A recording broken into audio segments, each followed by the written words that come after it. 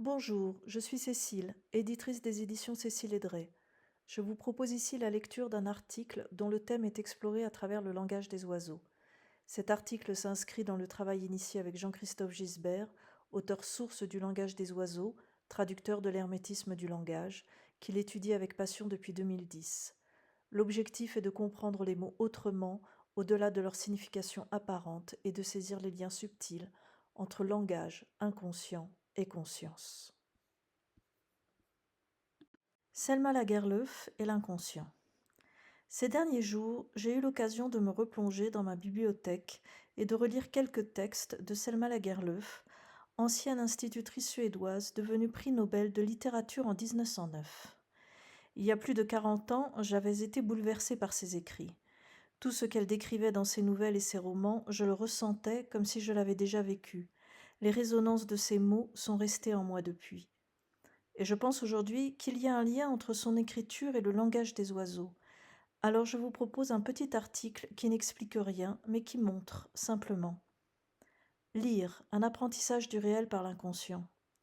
Ce qui m'avait profondément touché dans l'écriture de Selma Lagerlöf, et qui me fait vibrer encore maintenant, c'est sa manière d'observer et de décrire l'intériorité de l'être humain à partir de son rapport à la nature, sincèrement, sans jamais trop en faire. Elle décrit de façon personnelle et juste.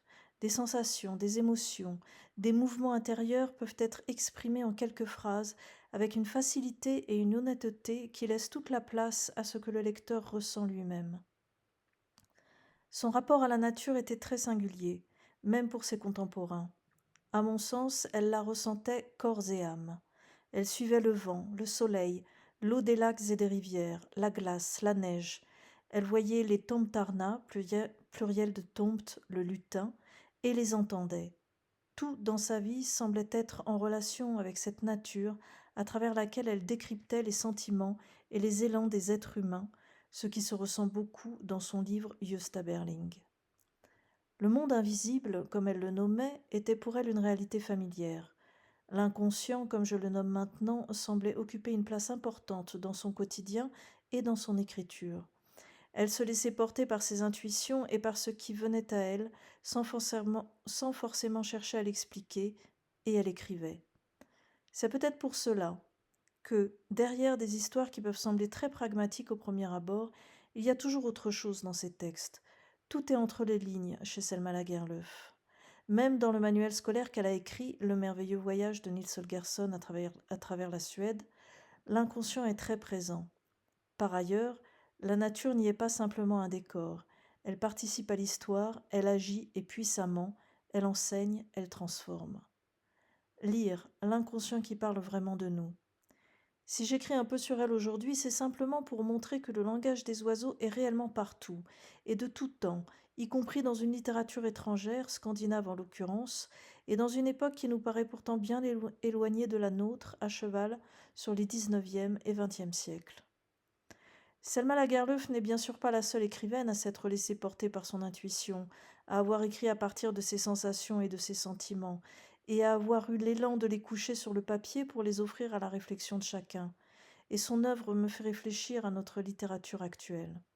En effet, nous vivons dans un monde où tout est de plus en plus rapide, pratique, immédiat, et la littérature n'échappe pas complètement à cela.